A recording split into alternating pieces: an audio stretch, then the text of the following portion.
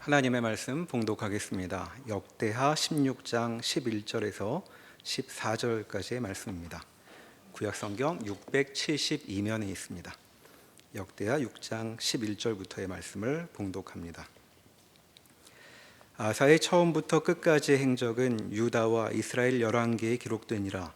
아사가 왕이 된 지 39년에 그의 발이 병들어 매우 위독하였으나 병이 있을 때에 그가 여호와께 구하지 아니하고 의원들에게 구하였더라. 아사가 왕위에 있은 지 41년 후에 죽어 그의 조상들과 함께 누움에 다윗성에 자기를 위하여 파두었던 묘실에 무리가 장사하되 그의 시체를 법대로 만든 각양 향재료를 가득히 채운 상에 두고 또 그것을 위하여 많이 분향하였더라. 아멘. 성경에 이스라엘 왕들의 역사를 기록한 책은 열왕기와 역대기가 있습니다. 솔로몬 통치부터의 이야기가 열왕기 상하에도 기록되어 있고 역대하에도 나오죠. 두 책은 내용이 겹치는 부분이 많이 있습니다. 하지만 역대기는 열왕기와 좀 차이를 갖고 있죠. 우선 역대기는 북왕국 역사는 언급하지 않고 남왕국에만 집중을 합니다. 이렇게 남왕국 이야기에만 집중을 하기 때문인지 일단 꺼낸 이야기는 열왕기와 비교해 보면 훨씬 길고 자세하게 기록되어 있죠. 그래서 우리는 역대기를 통해서 같은 사건을 좀 더 상세히 알 수 있게 됩니다. 열왕기를 읽으면 역사의 중요한 사건들을 금방 훑어볼 수 있다면 역대기를 읽을 때면 우리는 사건의 장면들에 좀 더 머물게 된다고 말할 수 있겠습니다. 자, 같은 사건을 더 천천히 시간을 들여 보게 될 때 우리는 사건만이 아니라 그 사건의 등장인물, 그의 삶에 대해 볼 기회를 갖게 되죠. 그러니까 역대기에서 우리의 시선은 왕들의 움직임에 머물게 된다고 말할 수 있겠습니다. 자, 이스라엘에서 왕들이란 어떤 사람들인가? 이스라엘 민족의 왕은 다른 나라의 왕들과는 차이가 있죠. 자, 다른 나라에서 왕은 지도자로서 그의 백성들을 상대합니다. 그러니까 마주하고 있는 대상이 백성들이라고 말할 수 있겠죠. 하지만 이스라엘 민족의 왕은 백성들보다 더 중요한 대상이 있습니다. 바로 하나님이시죠. 그러니까 왕은 백성들을 대표해 하나님을 대면한다고 말할 수 있겠습니다. 자, 그러니까 이스라엘에서 왕들이라는 사람들을 대표해서 하나님 앞에 서 있는 사람이라고 우리가 설명할 수 있겠습니다. 자, 삶을 하나님 앞에서 살아가는 사람. 자, 우리에게 좀 더 익숙한 표현은 신자라는 말이 있죠. 자, 신자가 되어 산다는 것은 우리 인생의 아주 근본적인 질문이기도 합니다. 자, 구원된 우리는 어떤 삶을 살아가게 될 것인가? 자, 이제 구원되었으니 우리는 어떤 또 다른 삶을, 경험을 기대할 수 있을 것인가 같은 것이 이제 우리에게 중요한 주제가 되죠. 바로 이와 같은 물음이 담기는 삶이 이스라엘 왕들의 모습이라고 말할 수 있겠습니다. 자, 그러니까 우리는 역대기를 통해 신자들은 대체 어떤 인생을 사는 것인가에 대한 신뢰를 만난다고 말할 수 있겠죠. 자, 오늘은 그 가운데 아사 왕에 대한 이야기를 살펴보겠습니다. 그는 과연 하나님 앞에서 어떤 것을, 무엇을 경험하고 있는가 하는 것이 우리의 질문입니다. 자, 아사는 르호보암, 아비야에 이어 유다의 세 번째 왕이죠. 그의 통치는 방금 읽었던 것처럼 41년 동안이었습니다. 자, 어떤 통치를 했는가? 그의 통치에 대한 평가가 역대하 15장 17절 하반절에 보면 간략하게 나와 있습니다. 15장 17절을 보시면 아사의 마음이 일평생 온전하였더라 라고 한마디로 말하고 있죠. 자, 새 번역은 이렇게 옮깁니다. 주님을 사모하는 아사의 마음은 평생 한결같았다. 평생 한결같았다 라고 말하고 있죠. 참 멋진 인생의 요약이라고 말할 수 있겠습니다. 자, 우리도 이런 평을 받는 인생을 살 수 있다면 얼마나 좋을까 싶습니다. 자, 묘비에 평생 한결같았다고 하나님 앞에 온전하였다라는 말을 적을 수 있다면 장로 아무개, 권사 아무개 같은 묘비명은 하나도 중요하지 않을 것입니다. 자, 그럼 대체 아사는 어떤 삶을 살았기에 이런 평가를 받은 것인가?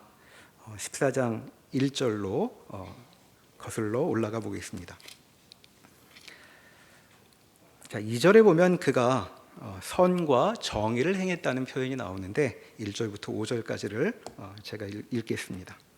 아비야가 그의 조상들과 함께 누움에 다윗성에 장사되고 그의 아들 아사가 대신하여 왕이 되니 그의 시대에 그의 땅이 10년 동안 평안하니라. 아사가 그의 하나님 여호와 보시기에 선과 정의를 행하여 이방 제단과 산당을 없애고 주상을 깨뜨리며 아세라 상을 찍고 유다 사람에게 명하여 그 조상들의 하나님 여호와를 찾게 하며 그의 율법과 명령을 행하게 하고 또 유다 모든 성읍에서 산당과 태양상을 없애매 나라가 그 앞에서 평안함을 누리니라. 자, 역대기가 먼저 주목하고 있는 아사 통치의 특징은 그가 나라를 하나님이 기뻐하시는 모습으로 바꾸려고 노력했다는 것입니다. 근데 사실 생각해 보면 이것은 그렇게 간단한 일이 아니었습니다. 자, 왜냐하면 아사가 등극할 때 나이를 계산해 보면 그의 나이는 10대 후반이거나 아무리 늦게 잡아야 20대 중반 정도라고 말할 수 있죠. 그의 할아버지와 아버지는 40이 넘어 왕위에 올랐습니다. 그러니까 그에 비하면 훨씬 어린 나이에 왕위에 오르게 된 것인데 그가 그렇게 어린 나이에 대면하게 된 나라의 상태는 어떠한가? 3절부터가 그가 다스리게 된 나라를 지금 묘사해 주고 있었죠. 자, 이방제단, 산당, 주상, 아세라상, 태양상이 곳곳에 세워져 있었습니다. 자, 백성들은 여호와를 찾지 않았고 그의 율법과 명령은 무시되는 세상이었죠. 자, 이런 나라의 왕이 된 것인데 2절에 보았듯 그는 마음에 여호와를 자신의 하나님이라고 생각하고 있었던 것 같습니다. 그래서 그는 그분 보기에 선한 일, 의로운 일을 행하고 싶었죠. 그러나 어린 왕으로서 이미 증조부 솔로몬 때부터 내려온 이 유다의 풍습을 깨트려 나라를 돌이키는 일은 절대 쉬운 일이 아니었을 것입니다. 자, 이런 맥락을 생각해 보면 1절에 언급된 평안했다는 말, 10년 동안 평안했다 하는 말이 나오는데 이것은 하나님께서 그를 지켜주신 시간이라고 말할 수 있겠습니다. 그의 마음을 들켰다면 아마 강한 반발에 직면했을 것이고 그리고 위태롭기까지 했을 것이 분명하죠. 6절에도 보면 하나님이 그에게 평안을 주셨다는 말이 반복되고 있습니다. 자, 땅이 평안하여 여러 해 싸움이 없은지라 라고 하고 있죠. 자, 이것도 역시 그저 전쟁이 없었다는 표현만이 아니라 개혁 과정 내내 그의 노력이 좌절되지 않도록 하나님께서 나라 안팎에서 이 젊은 왕을 지켜주셨다는 뜻으로 읽을 수 있겠습니다. 만약 이 개혁의 와중에 외적이라도 침입했다면 그의 수고는 모두 무산되었을 것이 분명하기 때문이죠. 자, 이와 같은 점을 아사는 잘 알고 있었던 것 같습니다. 자, 절치부심의 시간 가운데 개혁의 기치를 들고서 그가 백성들에게 한 말이 7절에 기록되어 있죠. 7절에 보시면 아사가 일찍이 유다 사람에게 이르되 우리가 우리 하나님 여호와를 찾았으므로 이 땅이 아직 우리 앞에 있나니라고 말합니다. 또 하반부에 보면 우리가 주를 찾았으므로 주께서 우리 사방에 평안을 주셨느니라 라고 말하죠. 자, 아사는 자신과 백성들이 누리는 평안의 원인을 여호와에게서 찾고 있습니다. 자, 이 땅에 여전히 살 수 있는 이유도 그리고 지금 향유하는 평안도 주를 찾는 일과 관련되고 있다고 여기 말하고 있는 것이죠. 자, 우리는 앞서 신자의 삶이 무엇인가를 오늘 본문을 통해 생각해 본다고 말했습니다. 근본적으로 신자의 삶은 여기 이렇게 이해되고 있죠. 여호와 하나님과의 관련 속에서 살아가는 삶이라고, 하나님과 함께 사는 삶이라고 말할 수 있겠습니다. 자, 이와 같은 아사의 인생이 그에게 삶이란 여호와를 찾는 것이어야 한다는 이 가르침이 실제로 경험되는 사건이 밑에 이어집니다. 자, 방금 아사는 개혁을 하면서 하나님을 찾았기에 우리가 평안하다고 말했는데 공교롭게도 개혁 후에 사정은 오히려 나쁘게 전개가 되죠. 자, 왕위에 오른 후 내내 평온했는데 9절에 보면 저 남쪽에서 구스 사람이 쳐들어옵니다. 8절과 9절에 병력이 비교되고 있는데 유다의 군사에 비교해 보면 이 공격하는 적들은 2배의 인원을 끌고 오고 있습니다. 자, 아사는 이 일로 몹시 당황했던 것 같죠. 막다른 벽을 만난 것 같습니다. 그는 종교적 개혁뿐만 아니라 요새도 새로 짓고 그리고 강한 군대도 양성해 왔는데 지금 이것 가지고 뭘 해볼 수 있는 상황이 아니라고 그는 느끼고 있죠. 자, 11절에 그가 이렇게 외치고 있습니다. 11절 가운데에 보면 주밖에 도와주리가 없사오니 우리 하나님 여호와여 우리를 도우소서라고 말하고 있죠. 자, 어찌할 바를 알지 못한 채 여호와를 향해 아사가 애처롭게 외치는 이 목소리를 하나님이 들으십니다. 12절 이하에 보면 뜻밖의 승리가 기록되어 있죠. 나라가 풍전등화인 줄 알았는데 아사와 그의 군대는 오히려 적들의 성읍까지 밀고 내려갑니다. 그리고 매우 많은 노략물을 가지고 귀환하였다고 기록되어 있죠. 자, 이 경험은 이와 같은 일은 아사가 살고 있는 이 삶이 무엇인가 그 특징을 분명히 드러내는 일이었습니다. 자, 15장 1절로 넘어가 보면 아사랴라는 선지자가 나와서 싸움에서 돌아온 왕을 맞이하죠. 자, 그가 전하는 메시지의 핵심은 2절에 나옵니다. 15장 2절에 아사와 및 유다와 베냐민의 무리들아 내 말을 들으라. 너희가 여호와와 함께하면 여호와께서 너희와 함께하실지라. 너희가 만일 그를 찾으면 그가 너희와 만나게 되시려니와 너희가 만일 그를 버리면 그도 너희를 버리시리라. 자, 이와 같은 경험을 통해 이제 삶에 대한 이해를 하게 된 아사는 조금 더 전진해 갑니다. 자, 왕은 선지자의 말을 쫓아 이제껏 열심히 해온 일에 박차를 가하게 되죠.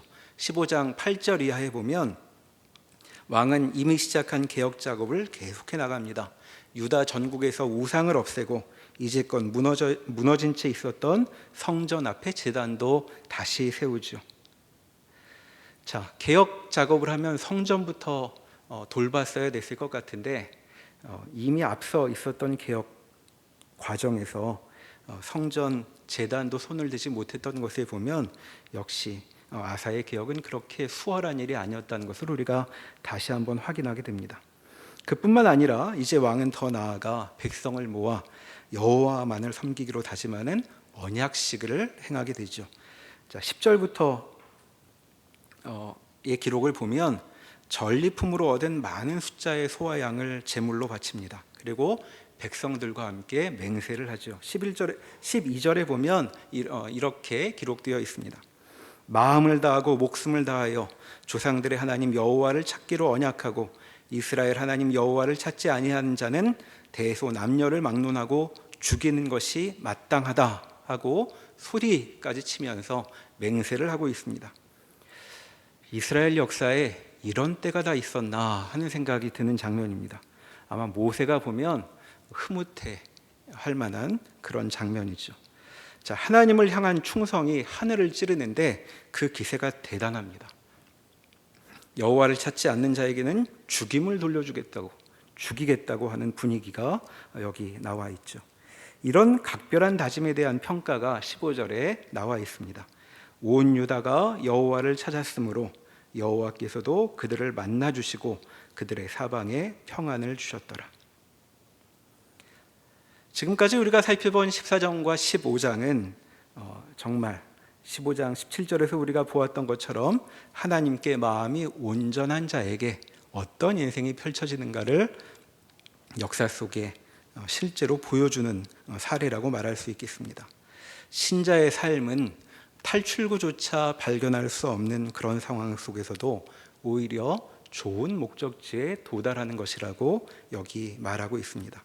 하나님을 찾는 것은, 하나님 앞에서 사는 것은 그렇게 좋은 일이라고 보여주고 있는 것이죠. 우리를 두렵게 하는 삶의 온갖 변수들이 오히려 우리에게 복이 된다고 말해주고 있습니다. 자, 그렇게 볼 때 방금 읽었던 15장 12절의 백성들의 함성은 아사 통치의 절정이라고 말할 수 있겠습니다. 생각 같아서는 이와 같은 외침과 맹세라면 이제 이야기를 다 끝내도 될 만큼 부족한 게 없어 보이죠. 그런데 역대기는 우리를 여기에 머물게 하지 않습니다. 아사의 경험은 여기에 그치는 것이 아니죠. 이제 그는 외부의 적과는 비교할 수 없는 전혀 다른 대상과 마주치게 됩니다. 자, 하나님 앞에서의 삶은 그런 고백으로 결론 지어질 정도로 간단한 것이 아니었다고 이제 16장은 우리를 인도합니다. 남왕국은 아사 제위 15년부터 20년 동안 평안했습니다. 그런데 아사 36년에 북쪽에서 심상치 않은 움직임이 포착이 됩니다. 16장 1절로 가보면 북왕국 왕이 남왕국을 공략하러 나서서 라마를 건축했다라고 기록하고 있습니다. 자, 라마는 예루살렘에서 북쪽으로 8km 정도 떨어져 있는 곳입니다. 교회를 기준으로 생각해 보면 고속터미널 정도 되는 거리입니다. 자, 거기에 적이 와 있는 것이죠. 자, 적대적인 세력이 예루살렘으로 통하는 교통의 요지에 요새를 쌓고 있습니다. 이제 코앞에 진을 치고 위협을 가하고 있는 것이죠. 자, 2절부터 아사 왕의 대응이 기록됩니다. 그런데 여기를 보면 그는 전과는 전혀 다른 방식을 취하고 있습니다.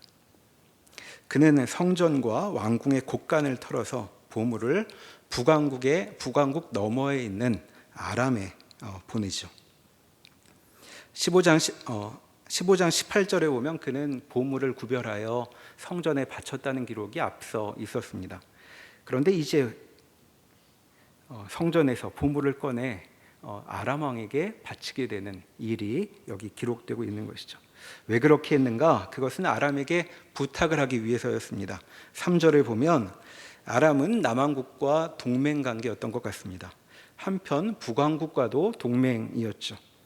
그래서 아사는 지금 아람 왕에게 북왕국과의 동맹을 끊고 북왕국을 배신하고 그들을 공격해 달라고 요청을 하고 있습니다. 자, 이 요청을 하기 위해서 성전과 왕궁에서 보물을 있는 대로 긁어서 아람으로 보내고 있는 것이죠. 보물이 통했는지 아람 왕 베나닷은 요청을 받아들여 행동에 나섭니다. 북왕국의 후방을 공격했고 북왕국 왕은 이 일을 수습하려 군사를 돌리지요. 남쪽에서의 공세를 중단하고 북으로 이동해 갑니다. 자, 이렇게 하여 위기를 넘겼다는 것이 16장 6절까지의 내용입니다. 자, 앞서 우리가 아사의 인생을 살펴본 것을 염두에 두면 전개가 이상스럽다고 말할 수 있겠습니다. 지금 아사는 신출나게도 아니고 이제 통치의 베테랑이라고 할 만한 때에 이르렀는데 전과는 전혀 다른 행동을 하고 있는 것이죠. 자, 우리는 15장 13절에서 백성들의 외침을 이와 같은 외침을 보았습니다. 여호와를 찾지 아니하는 자는 대소를 막론하고 죽이는 것이 마땅하다라고 말했죠. 그런데 지금 왕이 바로 그렇게 행동하고 있는 것입니다. 그는 지금 그의 하나님 여호와를 찾지 않고 있습니다. 왜 이렇게 행동하는 것일까? 본문은 우리에게 상세히 그 이유를 설명해 주진 않지만 그의 마음이 얼마나 지금 세차게 움직이고 있는지는 분명하게 보여주고 있습니다. 자, 7절에 보면 일이 겨우 수습되었는데 그때 하나니라는 선견자가 왕 앞에 등장하죠. 그의 말은 책망입니다. 자, 16장 7절부터의 말씀을 제가 읽어보겠습니다. 그때 선견자 하나니가 유다 왕 아사에게 나와서 그에게 이르되 왕이 아람 왕을 의지하고 왕의 하나님 여호와를 의지하지 아니하였으므로 아람 왕의 군대가 왕의 손에서 벗어났나이다. 구스 사람과 룹 사람의 군대가 크지 아니하며 말과 병거가 심히 많지 아니하더이까. 그러나 왕이 여호와를 의지하였으므로 여호와께서 왕의 손에 넘기셨나이다. 여호와의 눈은 온 땅을 두루 감찰하사 전심으로 자기에게 향하는 자들을 위하여 능력을 베푸시나니 이 일은 왕이 망령되이 행하였은즉 이후부터는 왕에게 전쟁이 있으리이다. 왕이 하나님이 아니라 사람을 의지했다는 책망입니다. 하나님을 찾지 않고 사람을 찾았다는 것이죠. 자, 하나님은 언제 어디서나 그분을 찾는 자들을 위해 능력을 베푸시는데 왜 왕은 그렇게 하지 않았느냐라는 그런 꾸짖음입니다. 사실 그런데 이 선견자의 말은 전혀 새로운 내용도 아니죠. 자, 15장에서 선지자 아사랴가 했던 말이고, 그리고 14장에서는 왕 자신이 백성들에게 했던 말이기도 합니다. 왕도 모르는 일이 아닌 것을 이 선견자가 와서 말하고 있는 것이죠. 자, 그런데 누구나 알고 있는 이 말을 듣고 이어지는 왕의 반응은 전혀 새로운 것이었습니다. 10절에 보면 아사가 노하여 선견자를 옥에 가두었으니 이는 그의 말에 크게 노하였음이며 그때 아사가 또 백성 중에서 몇 사람을 학대하였더라. 자, 왕은 크게 노하였습니다. 그래서 선견자를 옥에 가두죠. 자, 이스라엘 역사상 왕이 선지자를 박해한 첫 번째 사례가 됩니다. 자, 유다 역사에서 처음으로 등장한 선한 왕이었는데 이러한 악한 일을 최초로 한 사람이기도 했던 것이죠. 대체 지금 아사는 어떤 마음이었을까? 무슨 마음에 이렇게 행동하고 있는가 하는 질문을 갖게 됩니다. 지금 그는 선견자의 말, 자신도 잘 알고 있는 그 말을 참 듣기 싫습니다. 그냥 외면하는 정도가 아니라 이 말을 하는 사람이 나타나니까 너 잘 만났다 쉽게 그렇게 화풀이를 하고 있죠. 회개가 아니라 분노가 그의 반응이었습니다. 대체 무엇에 그렇게 분노한 것일까? 자, 우리가 알고 있던 아사, 그 아사가 맞다면 우리는 그의 경험을 이렇게 짐작해 볼 수 있습니다. 어쩌면 왕이 보기에 선견자는 너무 늦게 도착한 것이 아닌가 싶죠. 자, 왕은 앞에서 자신이 바쳤던 헌물까지도 성전에서 다시 가져올 정도였다고 말하고 있습니다. 상황이 정말로 위급했다는 것, 그것을 가리키는 정황 설명일 것입니다. 자, 우리로 생각을 해봐도 우리가 교회에 헌금을 하는데 그 헌금을 다시 돌려받겠다는 생각은 거의 하지 않습니다. 일단 내고 나면 끝이지, 내가 이제까지 얼마 냈으니까 돌려주십시오라는 말을 상상으로도 잘 해보지 못하죠. 자, 그런데 아사는 마음이 일평생 온전하였다 하는 평가를 받은 사람입니다. 그가 설령 우리 정도 수준이었다고 해도 웬만해서는 헌물을 다시 내놓으라고 할 사람이라고 볼 수 없는 것이죠. 자, 그렇다면 그는 무슨 행동을 한 것인가? 아마 그의 상황이 정말로 궁지였다는 것을 우리가 짐작해 볼 수 있습니다. 북왕국 군대가 수도 예루살렘 코앞에까지 진을 치고 공세를 취하고 있는데 그는 그 어디에도 의지할 곳이 없었던 것 같습니다. 아사가 그 아사 맞다면 예전에 구스 사람이 쳐들어왔을 때처럼 여호와께 부르짖었겠죠. 근데 그런데도, 그렇게 부르짖었는데도 이번에는 하나님에게서 아무런 응답의 조짐이 안 보였던 것 같습니다. 남왕국 군대는 뒤로 밀리기만 하고 아무런 대응을 못하고 있었던 것이죠. 자, 이런 지경에 겨우 끌어낸 방책이 아람에게 도움을 요청하는 것이라고 우리는 문맥을 통해 짐작해 볼 수 있습니다. 자, 만일 일이 이렇게 흘러간 것이라면 뒤늦게 나타난 선견자에게 이 왕이 기대했던 말은 어떤 것일까요? 이런 것 아닐까 싶습니다. 하나님을 애타게 찾았지만 정말 심각한 위기에 빠졌던 자신을 하나님이 이제라면 위로를 해주시거나 아니면 그렇게 간절히 찾았는데도 아무 응답이 없으셨던 그 이유를 좀 설명해 주는 것 정도가 아니었을까, 그런 말을 하러 선지자가 와야 되는 것 아니었을까 하는 생각을 해보게 됩니다. 자, 그러나 선견자는 그런 말은 일치하지 않죠. 아사가 잘못했고 그래서 아람, 그냥 순종했으면 하나님께서 아람조차도 무릎 꿇게 하셨을 텐데 아람도 손에 빠져나가도록 일이 틀어졌다고만 말하고 있습니다. 자, 9절에서 보듯 하나님은 온 땅을 두루 살피고 계시고 자기에게 향한 자들에게 능력을 베푸신다고 말하고 있죠. 아사는 하나님을 찾지 않았다는 말만 듣고 있을 뿐입니다. 자, 이게 무슨 말일까요? 이런 말을 듣는 심정이 무엇일까 싶습니다. 자, 우리 같은 사람도 어려울 때면 기도부터 하지 않습니까? 아사는 기도 안 했을까요? 대체 하나님을 찾아도 이런 일을 겪는 거라면 하나님을 찾는다는 것은 대체 어떻게 해야 되는 일인가 싶었을 것입니다. 이제 곧 다 죽게 생겼는데 대체 언제까지 저 백성들은 어떻게 하고 나는 기다리고만 있으란 말인가 하는 마음이 그에게 있었을 것입니다. 그래서인지 그의 반응은 예상 밖이었던 것이죠. 자, 그는 회개는커녕 불같이 성을 내고 있습니다. 자, 선견자의 말에 전혀 동의하지 않는다는 뜻이죠.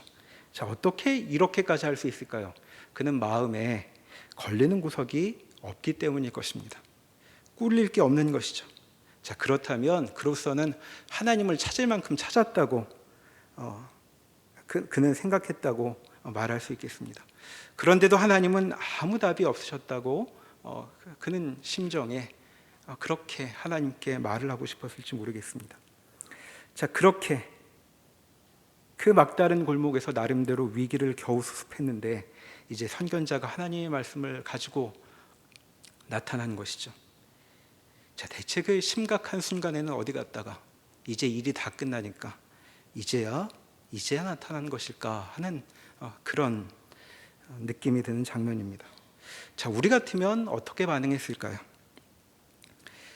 기도하며 간절히 구했는데 아무런 응답도 받을 수가 없습니다. 그래서 주일에까지 어떻게든 일을 찾아서 겨우겨우 가족이 집에서 나앉지 않게 그렇게 수습을 했는데 이 일이 끝나니까 목사님이 나타나신 겁니다. 목사님이 앞에 오셔서는 하나님을 의지하지 않았다고 책망을 하는 것이죠. 그리고 그렇게 주일 예배에 빠졌으니 앞으로 3개월간 예배 출석을 금합니다 하고 징계를 내린다면 여러분 어떻게 반응하시겠습니까? 자, 아사가 어떻게 했는지 이어서 보겠습니다. 자, 3개월 예배 출석 금지를 받은 아사는 죽을 때까지 교회에 안 나가기로 결심하는 것 같습니다. 16장 11절로 가보면 아사의 통치 기록이 거의 다 마무리되는 듯한 문구가 나옵니다. 자, 그런데 그리 매끄럽지 않아 보이게 12절에 한 가지 사건이 굳이 기록되고 있죠. 자, 글이 끝나면 되는데 굳이 비집고 한 가지 예를 더 알려주고 있는 것입니다. 자, 아사는 3년 후에 발에 중병이 듭니다. 무슨 병인지는 모르겠지만 발이 아파서 목숨을 잃을 지경이 되었다고 여기 기록되어 있습니다. 발부터 썩어 들어가기 시작했을까요? 자, 그렇게 죽게 생긴 위급한 순간인데 아사가 희한한 고집을 부립니다. 자, 거기 이렇게 쓰여 있습니다. 그때에 그가 여호와께 구하지 아니하고 의원들에게 구하였더라. 자, 이건 우리가 흔히 볼 수 있는 보통의 반응이 아닙니다. 자, 그는 뭘 모르는 사람이 아니죠. 평생 강팍한 사람, 고집스러운 사람도 그렇게 살았던 사람도 죽을 위험에 처하면 회개하여 구원을 바라기 마련입니다. 그래서 안 믿는 가족이 있으면 아플 때가 되면 전도하기 좋은 기회라고 다들 그렇게 생각하지 않습니까? 죽음을 피할 수만 있다면 뭘 못하겠습니까? 자, 그런데 여기 이 사람은 참 이상합니다. 아사는 지금 어떻게 말하고 있냐 하면 차라리 죽을지라도 여호와를 찾지 않겠노라고 말하고 있죠. 발은 저 모양이고 몸은 이제 죽음으로 나아가는데도 하나님께로 돌이키지 않겠다고 그렇게 고집을 부리고 있습니다. 예전에 여호수아가 말년에 오직 나와 내 집은 여호와를 섬기겠노라 라고 멋있는 말을 한 적이 있는데 여기 지금 이 아사는 정반대의 말을 그의 행동으로 보여주고 있습니다. 나는 죽어도 하나님을 찾지 않겠다. 정말 대단한 결단입니다. 대체 이 사람을 뭘로 움직일 수 있을까? 상이나 벌 같은 것으로는 이 사람 마음을 움직일 수가 없죠. 하나님을 찾느니 죽겠다고 버티고 있는 것입니다. 자, 그는 지금 여기서 누구를 만나고 있는가? 믿음의 삶으로 보면 그의 최고의 적은 그 자신이었다고 말할 수 있겠습니다. 자, 우리는 이런 모습을 대체 어떻게 이해하면 좋을까 묻게 되죠. 자, 어느 쪽이 정답일까요? 이런 모습도 신앙의 삶과 관련이 있는 것이라고 말해야 할까요? 아니면 신앙의 삶과는 아무 관계도 없는 비신앙의 모습이라고 말해야 할까요? 자, 성경은 우리에게 작은 실마리 하나를 열어 주었습니다. 우리가 앞에서 읽은 아사 일생에 대한 요약이었죠. 15장 17절에 아사의 마음이 일평생 온전하였더라 라고 말하고 있었습니다. 일평생 온전하였더라. 일평생이라고 말하고 있는데 지금 행동도 일평생에 들어가는 걸까요? 안 들어가는 걸까요? 자, 15장 앞부분에도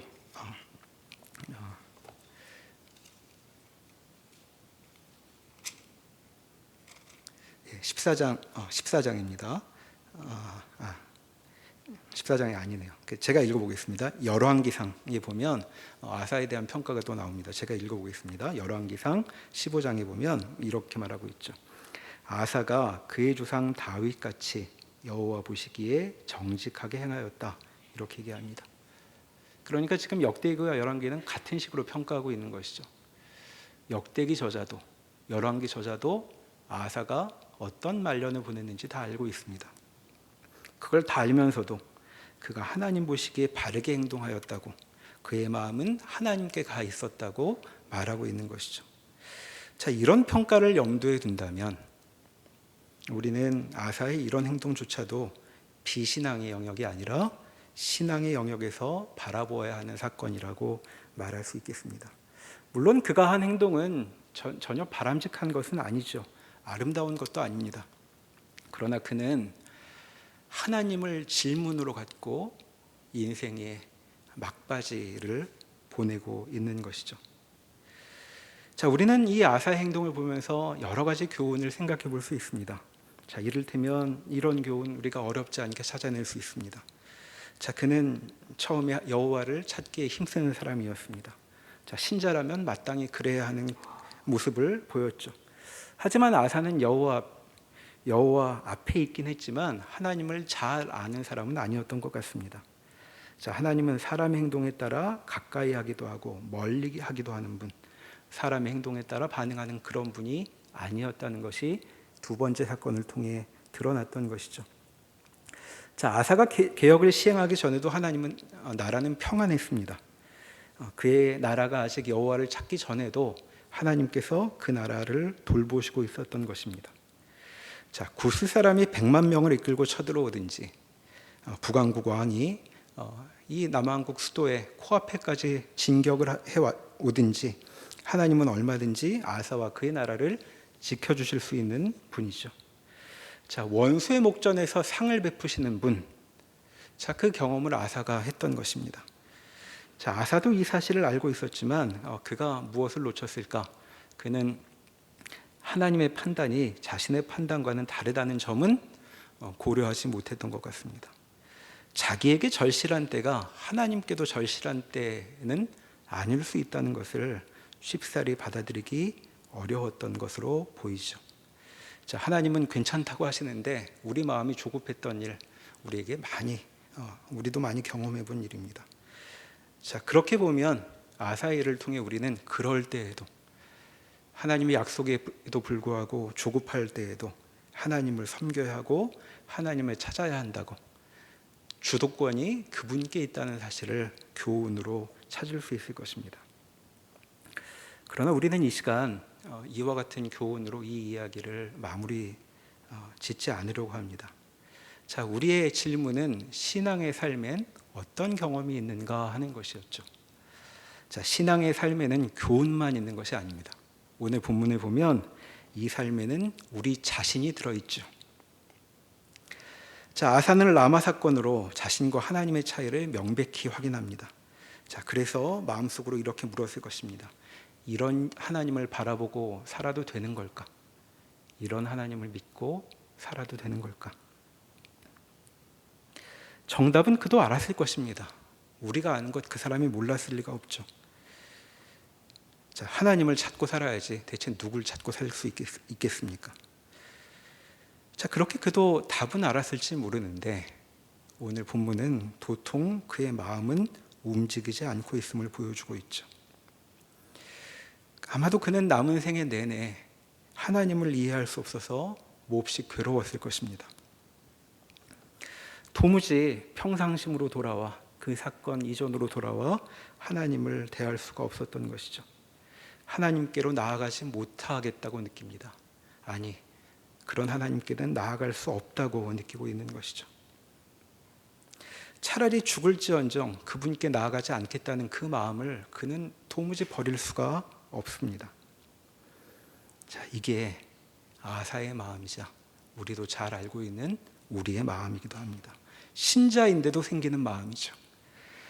교훈을 주는 것만으로는, 교훈의 결단을 하는 것만으로는 어떻게 해볼 수 없는 그런 굳은 마음이 우리에게도 있고 아사에게도 있습니다.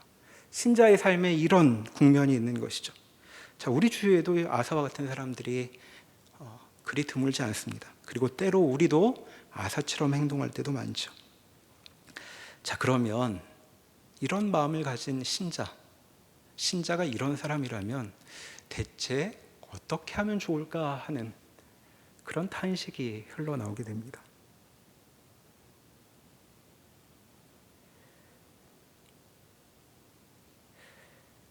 자, 여기서 우리는 성경이 인도하는 또 다른 국면으로 나아가게 되는 것이죠. 신자의 삶에서 중요한 것은 그의 마음이 어떠한가 하는 것이 아니었습니다. 오히려 그것보다 더 중요한 질문이 있죠. 자, 그것은 이런 사람을 하나님은 어떻게 보시는가 하는 점입니다. 하나님은 아사를 어떻게 보고 계실까요? 자, 하나님의 마음을 짐작해 볼 수 있는 실마리가 신약에 나와 있죠. 자, 이런 아들을 둔 아버지의 마음은 어떨까 하고 우리는 물을 수 있습니다. 자, 누가 더 힘들까요? 아들일까? 아버지일까? 자, 탕자의 아버지가 바로 그런 심정이었을 것입니다. 아버지의 어떤 호의로도 아들의 마음을 바꿀 수 없었던 것이죠. 아들은 아버지가 죽기를 바랬습니다. 너무 빨리 아직도 죽지 않아 유산을 기다릴 수가 없다 하고 해서 재산을 받아 나갔던 아들이죠. 자, 그런 인간 같지도 않은 아들을 받아들일 수 있는 유일한 사람은 그의 아버지밖에 없었습니다. 어쩌면 마음은 아버지께로 한번 가볼까 했는데 사고로 죽어버렸다면 그 탕자의 시신을 찾으러 갈 사람도 그 아버지밖에 없었겠죠. 그 아이를 받아 안을 분은 아버지밖에 없었던 것입니다. 자, 이것을 보여주고 있는 것이 14절 말씀이라고 말할 수 있겠습니다. 16장 14절에 보면 아사의 마지막이 나옵니다. 자, 다윗성이 자기를 위하여 파두었던 묘실에 무리가 장사랍니다. 자, 그 이후에 남아있던 백성들, 그리고 이 무리에는 그의 아들 여호사밧도 있었겠죠. 자, 여호사밧은 17장 이하에 나오는데 그는 아버지 젊은 날에 대부분의 인생의 본을 따라 여호와 섬기기에 힘을 썼던 사람입니다. 자, 그 무리들이 아사가 일찍 자기를 위해 파두었던 묘실에, 조상들의 묘실에 그를 장사하죠. 그리고 각양 향재료를 가득히 세운 상을 차려서 그에게 분향을 하며 그를 영예롭게 장례를 치렀다는 내용이 여기 나옵니다. 자, 탕자와 같은 사람이 바로 아사였던 것이죠. 자, 그런데 우리는 좀 더 그가 누구인가 짚어봐야 될 것입니다. 자, 그는 하나님 때문에 속이 상했던 사람입니다. 하나님 때문에 인생 전체가 무효처럼 되어버린 사람이죠. 그 사람은 결국 하나님을 쳐다보지 않겠다고 하고 죽지만 백성들은 그에게 커다란 영예를 돌리며 장사를 치르고 있습니다. 자, 그 백성들은 여호와를 섬기게 될 사람들이죠. 자, 마음이 온전하였다라는 아사의 평, 어떤 영어 번역은 이 온전하였다라는 말을 true라는 단어로 번역하고 있습니다. 자, 뜻은 평생 일관되었다는 말입니다. 자, 아사가 도대체 어떻게 평생 일관되었던 것인가? 하나님께 일관성이 있다고 말하고 있는데 그는 늘 하나님을 마음에 품었다는 점에서는 일관적이었던 것 같습니다. 자, 그래서 괴로웠던 것이죠. 때로는 하나님과 좋은 관계였고 또 때로는 서먹한 관계여서 그리고 때로는 하나님께 버림받은 것 같은 그런 관계에서 하나님 앞에 서 있던 사람입니다. 그렇게 하나님과 관계했던 사람이죠. 자, 아사는 욥처럼 허물이 없는 사람은 아니었지만 욥처럼 하나님 때문에 괴로웠던 사람입니다. 욥만큼은 아니어서 자기 허물 때문에 인생을 망친 것처럼 보이는데 그는 하나님 앞에 자기 인생을 괴로워하고 있습니다. 자, 신앙의 삶이란 바로 이런 자리까지 담고 있는 것이죠. 자, 이런 인생이 신자에게도 열려 있습니다. 나를 이길 수 없는, 도대체 나 자신에게서로는 나로서는 인생을 결산할 수 없는 그런 인생이 신자에게도 열려 있는 것입니다. 자, 이럴 때 어찌하면 좋을까? 자, 그 인생의 결론은 하나님의 손에서 결판 나야 하는 것이죠. 자, 외적하고는 비교할 수 없는 나 자신이 나를 괴롭히며 여기 있습니다. 자, 그분만 맞닥뜨릴 수 있는 적이죠. 자, 신앙의 삶이란 바로 이와 같은 존재가 하나님 앞에 서 있는 거라고 말할 수 있겠습니다. 만약 우리의 인생이 교훈을 받아 우리를 바꾸는 것으로 결론 내릴 수 있는 것이라면 신약은 필요하지 않았을 것입니다. 예수께서 오신 이유는 율법 너머에 우리 자신 스스로 어쩔 줄 못하는 우리를 품어 안으시기 위해 오신 것이라고 신약은 우리에게 가르쳐주고 있는 것이죠. 그래서 우리 인생은 하나님의 자비에 의지해 사는 것이라고 요약해 볼 수 있겠습니다. 하나님을 찾는 것이란 하나님 앞에 결단하는 정도의 일을 말하고 있는 것이 아니라 우리의 존재 전체를 하나님의 손안에 내어드리는 것이라고 말할 수 있겠습니다. 신앙의 삶이 우리 앞에 놓여 있고 우리도 그 길을 걸어가고 있습니다. 하나님의 자비하심에 우리의 모든 것을 내어놓고 하나님의 자비를 기대하는, 그것을 의지하여 살아가는 우리 모두가 되기를 소망합니다. 기도하겠습니다.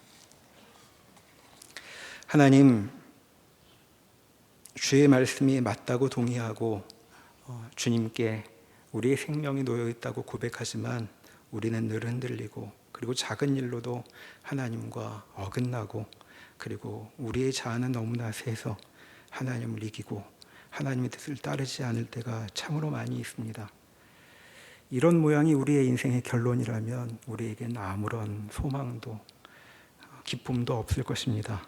그러나 하나님께서 이런 우리조차도 품으시고 하나님 앞에 온전하였노라고 인정해 주신다고 말씀하시니 감사합니다.